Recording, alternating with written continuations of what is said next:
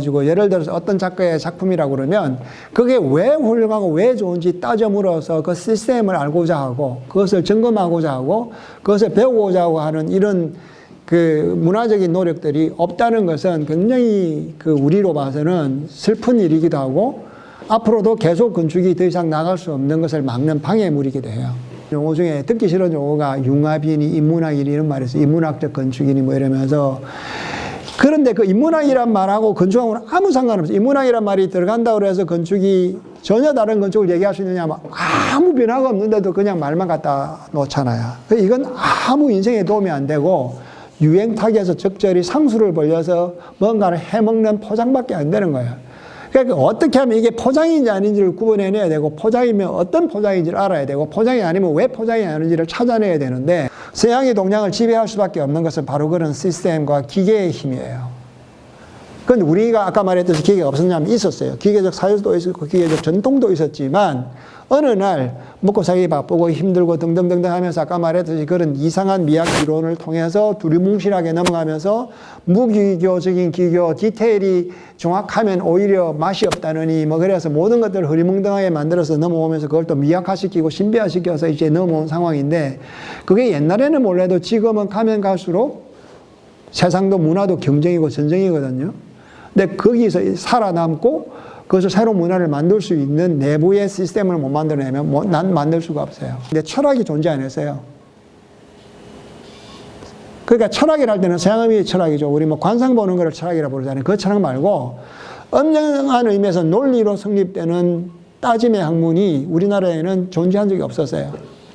그와 마찬가지로 건축도 학문으로, 문과로, 예술로, 문화로 전문적인 지식의 체계로 존재한 적이 한 번도 없었어요. 학생들을 가르친 게 만 20년이 되고 건축계 활동한 지 한 20년이 되는데 글쓰기도 20년을 했는데 그동안에 변화가 거의 없었어요. 그런 흔적과 노고와 투쟁과 논박과 치열한 크리틱과 이런 것들이 없었어요.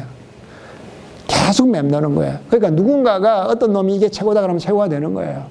그 투표에서 어떤 게 최고냐 그러면 이게 최고다 이렇게 되는 거예요. 그런데 문화와 예술은 투표나 민주주의가 아니거든요. 탁월성에서 결정돼야 된다고요.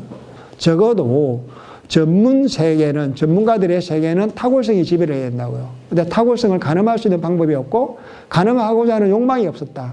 또는 가늠하고자 하는 움직임이 없었다. 그러면 전문적인 세계는 존재하지 않는 거예요. 존재하는 척하고, 마치 대중문화처럼 존재하는 거예요. 그래서 유명한 사람과 유명하지 않은 것만 있지, 왜 유명한지에 대한 논거가 없어. 너보다 무엇이 못하느냐라고 불쑥 들고 나올 수 있는 그런 뭐라 그럴까요? 공격적 문화의 그 게릴라가 필요해요. 근데 그런 것도 우리 사회는 모난 돌이 정 맞는다고 정 맞을까봐 두려워서 안 하는 거 아니에요. 크리틱을 하면 왜 그렇게 크리틱하냐고 질문을 하면 선생님이 대답할 거예요. 아, 이래서 이렇게 네가 나쁘다. 그러면 그거는 또 왜 나쁜데라고 왜를 두 번 내지 세 번만 물으면 선생님은 답을 못 해요. 왜 근거가 없어요. 그냥 선생이라고 하는 강제적 권위로 여러분들을 강제로 누르는 거예요. 여러분들이 도면을 그리든 뭐 어떤 뭐의 건축적인 행위에 개입하더라도 그 기계적인 영혼을 여러분들이 이게 만들어내지 않으면 여러분들도 여전히 공회전에 거칠 거예요. 그건 확실해요. 전통을 마치 건드리면 안 되는 성찬처럼 성물처럼 되어서 그렇게 바보처럼 되어 왔던 거예요. 이 컵이 만약에 위대한 예술 작품이면 왜 위대한지를 뜯어보고 발견해서 자기가 흡수하고 새롭게 써야 돼요. 근데 이 컵이 왜 위대하다 그러는데 왜 위대한지를 계속 모른 채로 있잖아요. 그러면 그 이상 나올 수 있는 길이 막혀 있는 거죠.